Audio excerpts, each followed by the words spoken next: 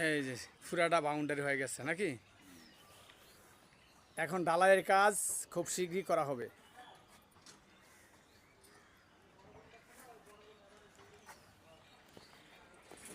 আমি উপরে উঠেন।